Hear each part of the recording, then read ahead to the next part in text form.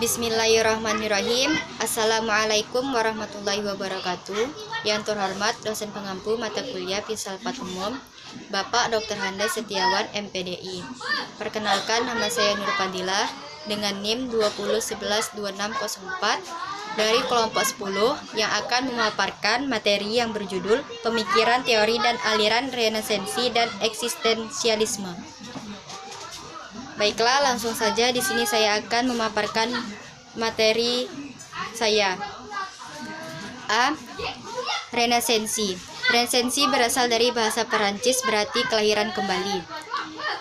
Istilah ini biasanya digunakan oleh sejarawan untuk menunjukkan berbagai periode kebangkitan intelektual. Zaman Renaissance adalah zaman kelahiran kembali kebudayaan Yunani Romawi di Eropa pada abad ke-15 dan ke-16 Masehi. Sesudah mengalami masa kebudayaan tradisional yang sepenuhnya diwarnai oleh ajaran Kristiani. Zaman Renesansi ini sering juga disebut sebagai zaman humanisme. Maksud ungkapan ini adalah manusia diangkat dari abad pertengahan. Pada abad pertengahan itu, manusia dianggap kurang dihargai sebagai manusia. Renesansi muncul dari timbulnya kota-kota dagang yang makmur akibat perdagangan mengubah perasaan pesimistis menjadi optimistis. Hal ini juga menyebabkan dihapuskannya sistem stratifikasi sosial masyarakat agraris yang feodalistik. Maka, kebebasan itu melepaskan diri dari ikatan feodal, menjadi masyarakat yang bebas. Tokoh-tokoh Renesansi dan pemikirnya. 1.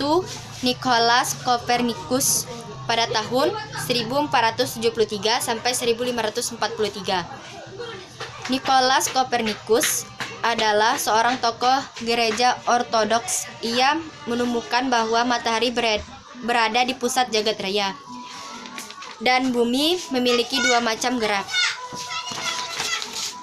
yaitu perputaran sehari-hari pada porosnya dan gerak tahunan mengelilingi matahari. Yang kedua, Francis Bacon pada tahun 1561 sampai 1626.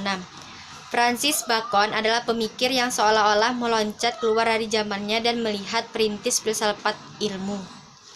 Yang ketiga, Galileo Galilei pada tahun 1564 sampai 1642.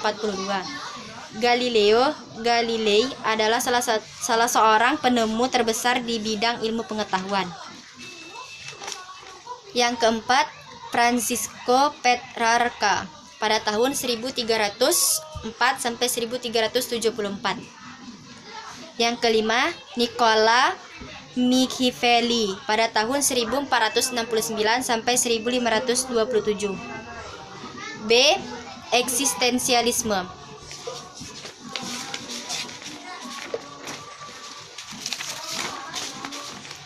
Eksistensialisme dapat diterapkan pada permasalahan pendidikan dan dapat dijadikan rujukan teori pendidikan.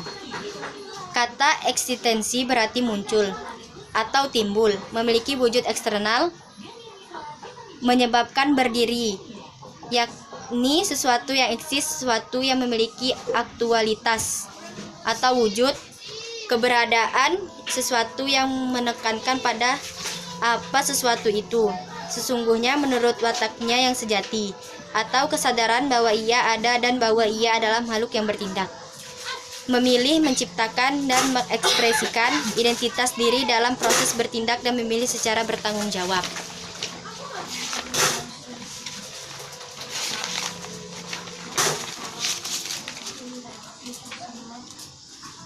Adapun tokoh eksistensialisme diantaranya adalah Søren Kierkegaard pada tahun 1813 sampai 1855. Yang kedua, Jean-Paul Sartre pada tahun 1905 sampai 1980.